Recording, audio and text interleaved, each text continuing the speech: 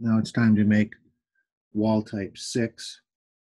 If you take a look at this, this is our eventual goal, which is to make a stacked wall which stacks the different walls that we've made on top of each other. And we're about to make wall type 6, which is the bond area. And then inside of the bond area, we will have our plywood subfloor, our rim joists, and our 2x12 floor joists will all fit inside of that area.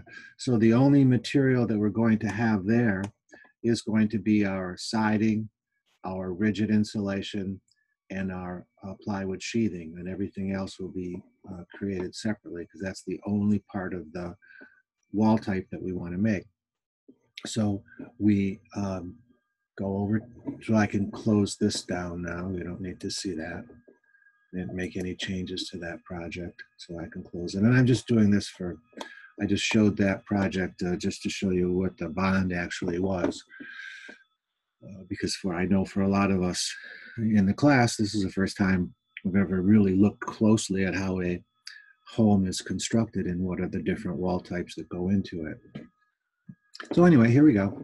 We're going to make that. So what did we do? Well, we'll go over to Architecture tab and Wall.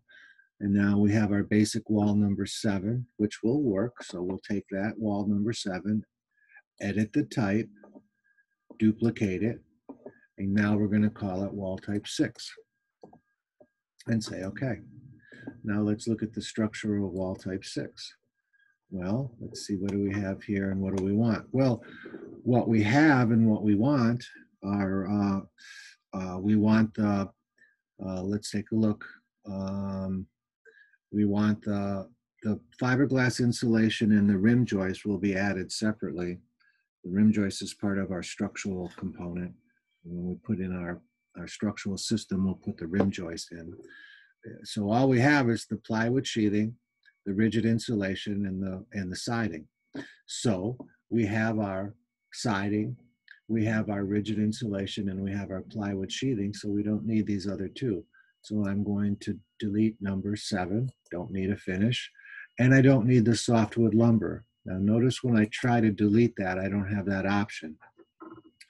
And the reason is that if I take the structure, the softwood lumber, if I delete that, there won't be anything between the core boundaries, and I need something between the core boundaries.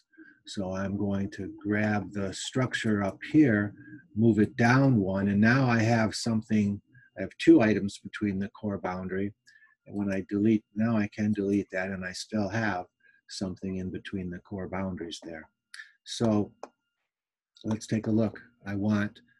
We don't have the outside air film to be concerned with. I say that every tutorial, but I just want to remind you that that's for our systems class. Wood siding, our siding, we have wood shake in this case. Okay, so we have that. Rigid insulation, yeah, guess what? We have that too. And the last thing is the plywood sheathing, and we have that too. So we used previous wall type 7, and we modified that to make wall type 6, which is very simple. So we'll say OK to that. We'll say OK to that. And we're on our way.